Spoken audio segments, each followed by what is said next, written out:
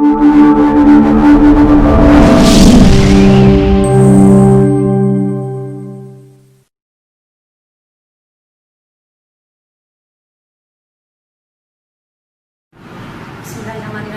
करते हैं हम अपना आज का लेक्चर नंबर 13 चैप्टर 4 है हमारा 8th क्लास का। चैप्टर का नेम है pollutants and there effects on environment. सबसे पहले हम बात करते हैं इन्वायरमेंट की। What is environment? इन्वायरमेंट क्या चीज़ है? किसी भी एक ऑर्गेनिज्म की अगर हम बात करते हैं, उस ऑर्गेनिज्म के सराउंडिंग में जो लिविंग ऑर्गेनिजम्स मौजूद हैं और जो नॉन लिविंग थिंग्स मौजूद हैं, वो दोनों मिल के उस ऑर्गेनिज्म का इन्वायरमेंट बनाती हैं। ठीक है, अब ये इन्वायरमेंट जिसके अंदर हम रह रहे हैं वो क्लीन होना चाहिए, लेकिन उतना नहीं है जितना कि इसको होना चाहिए। ठीक है, तो ये पोल्यूट कैसे होता है? दो तरह के फिनोमिना हो रहे हैं यहाँ पे, एक है ह्यूमन एक्टिविटीज़ और दूसरा है नेचुरल फिनोमिना। अब ह्यूमन एक्टिविटीज़ कौन कौन सी हैं जिनकी वजह से हमारा जो इन्वायरमेंट है ये पोल्यूट हो रहा है? तो सबसे पहले इसमें आ जाता है हमारे पास बर्निंग ऑफ फ्यूल्स। फ्यूल्स हम यूज़ कर रहे हैं कौन कौन से हैं? जैसे नेचुरल गैस है, जैसे ऑयल है, ठीक है, या कोयला हम इस्तेमाल करते हैं, या हम पेट्रोल यूज़ करते हैं। तो ये सारी की सारी चीज़ें क्या हैं? ये इन फ्यूल्स में आती है जो कि हम यूज़ करते हैं। तो इन फ्यूल्स की बर्निंग से सबसे पहले तो पोल्यूटेंट्स ऐड होते हैं इन्वायरमेंट के अंदर। ठीक है, दूसरा हमारे पास आता है व्हीकल्स एंड इंडस्ट्रीज। हम ट्रांसपोर्ट सिस्टम यूज़ कर रहे हैं, हमारे व्हीकल्स हैं, गाड़ियाँ हैं, उनके अंदर से भी स्मोक रिलीज़ होता है। हमारे जो इंडस्ट्रीज़ हैं उनके अंदर से भी स्मोक रिलीज़ होता है। ठीक है, तो ये क्या करती हैं? ये स्मोक भी फिर ऐड हो जाता है इन्वायरमेंट के अंदर, हमारे इन्वायरमेंट को पोल्यूट करता है, कंटेमिनेट करता है। दूसरे हमारे पास जो फिनोमिना है वो है नेचुरल फिनोमिना। नेचुरल फिनोमिना कौन कौन से हैं जिसकी वजह से ऐड हो रहे हैं पोल्यूटेंट? सबसे पहले डस्ट स्टॉर्म, आंधी के गर्दो गुबार के तूफान आते हैं, उनकी वजह से पोल्यूटेंट्स ऐड हो जाते हैं इन्वायरमेंट में। दूसरा है रोटिंग ऑफ वेजिटेशन। ठीक है, वेजिटेशन जो हमारा सब्जा है, जो हमारे प्लांट्स हैं, उनके गलने सड़ने की वजह से पोल्यूटेंट्स ऐड हो जाते हैं इन्वायरमेंट में। और लास्ट में आता है वोल्केनिक एरप्शन। वोल्केनिक एरप्शन लावा फटना। ठीक है, बहुत ज़्यादा जब टेम्परेचर इंक्रीज होता है, ज़्यादा टेम्परेचर के साथ मैटर जो है वो रिलीज़ होता है, वो ज़मीन के अंदर से खारिज होता है, ज़मीन के ऊपर आ जाता है, लावा फटना, जिसको हम वोल्केनिक इरप्शन बोलते हैं। इसकी वजह से भी पोल्यूटेंट्स ऐड होते हैं हमारे इन्वायरमेंट के अंदर। तो ये हमारे पास दो तरह के फिनोमिना आ जाते हैं। ह्यूमन एक्टिविटीज़ की वजह से भी हमारा इन्वायरमेंट कंटेमिनेट हो रहा है, और कुछ नेचुरल फिनोमिनाज भी होते हैं जिनकी वजह से हमारा इन्वायरमेंट कंटेमिनेट होता है। अब नेक्स्ट हमारे पास आ जाते हैं एयर पोल्यूटेंट्स की टर्म यूज़ की गई। एयर पोल्यूटेंट्स है क्या?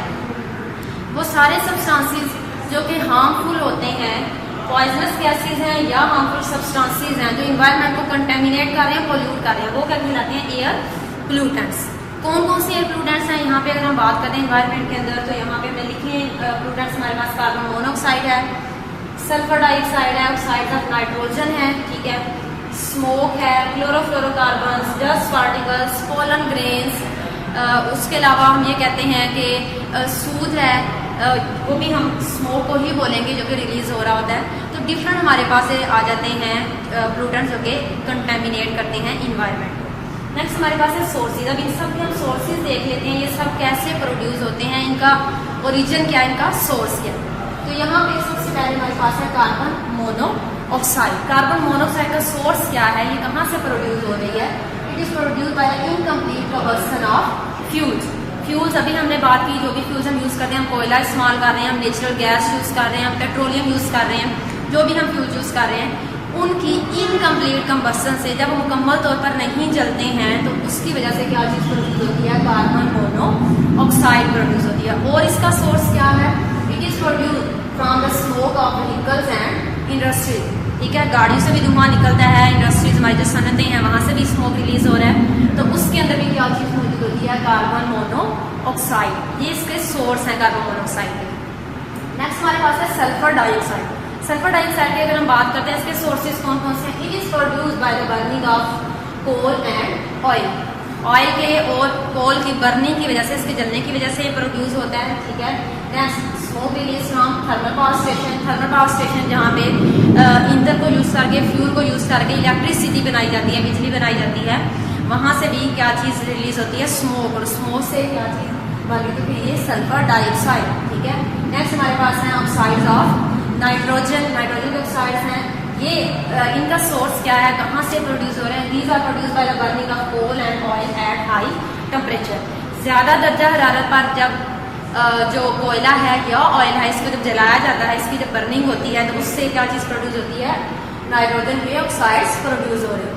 ठीक है, उसके अलावा व्हीकल इंजन, व्हीकल से फिर से हमने अभी बात की, यहाँ पे कार्बन मोनोऑक्साइड प्रोड्यूस होती है, सल्फर डाइऑक्साइड भी, और लास्ट पे ऑक्साइड ऑफ नाइट्रोजन भी व्हीकल से ये प्रोड्यूस होंगे। लास्ट है क्लोरोफ्लोरोकार्बन। अब सबसे पहले आपको पता होना चाहिए क्लोरोफ्लोरोकार्बन है क्या।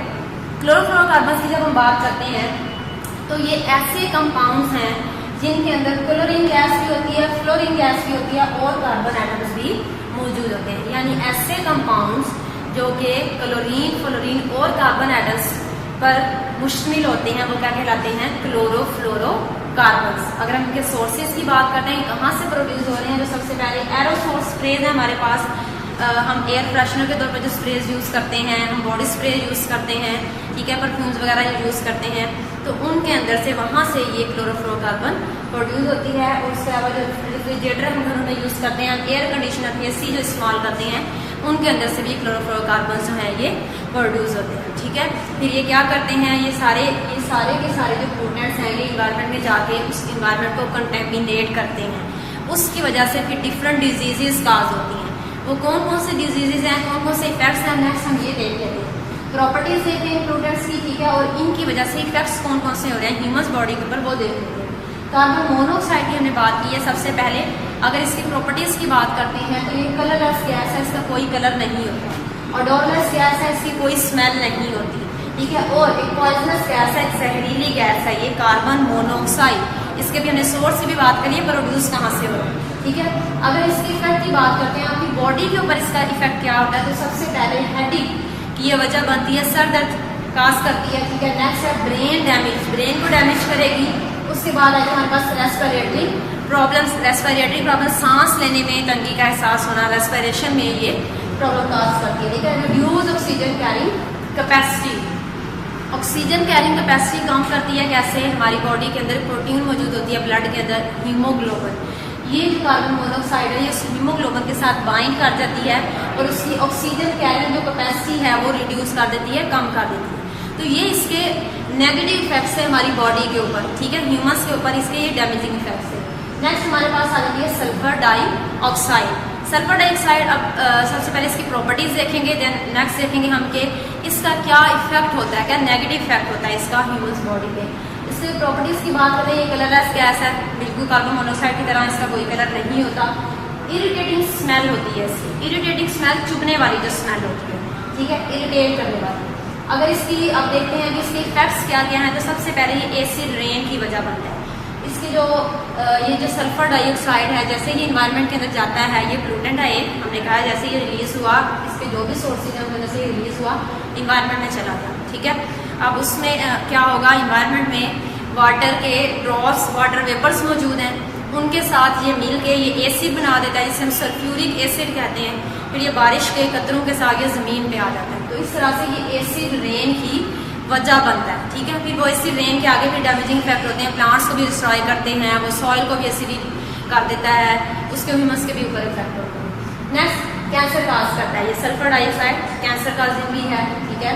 रेस्पिरेटरी फेलियर की वजह बनता है इसकी वजह से, क्योंकि ये हवा के अंदर सारे पोटेंट्स मौजूद हैं, उसी हवा में हम सांस भी ले रहे हैं, तो उसकी वजह से क्या है, ये रेस्पिरेटरी फेलियर की वजह बनता है। अस्थमा एक तरह की एलर्जी है, सांस लेने में कुछ लोगों को तंगी महसूस होती है, ठीक है। क्यों होती है, क्योंकि वो जो सांस लेने के लिए वो जो रेस्पिरेटरी हमारे एयरवेज हैं, वो जो रास्ता है वो नैरो हो जाते हैं, डायमीटर अंदर से कम हो जाता है, तो उस डिजीज को हम एस्थमा बोलते हैं। तो इसकी भी ये वजह बनता है सल्फर डाइऑक्साइड।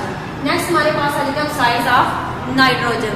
ये नाइट्रोजन के ऑक्साइड्स क्या करते हैं, नाइट्रोजन के ऑक्साइड्स ये भी एसिड रेन की वजह बनते हैं, ठीक है। इस तरह से हमने सल्फर डाइऑक्साइड की बात की, बिल्कुल उसी तरह से ये भी इन्वायरमेंट में जाते हैं, वाटर वेपर्स के साथ मिलकर एसिड बना देते हैं और ज़मीन के ऊपर आ जाते हैं बारिश के पानी के साथ, एसिड रेन भी वजह बनते हैं। नेक्स्ट इफेक्ट लंग्स को इफेक्ट करते हैं, उनको डैमेज कर देते हैं, तो सांस लेने में फिर मसला होता है, रेस्पिरेटरी प्रॉब्लम काज करते हैं।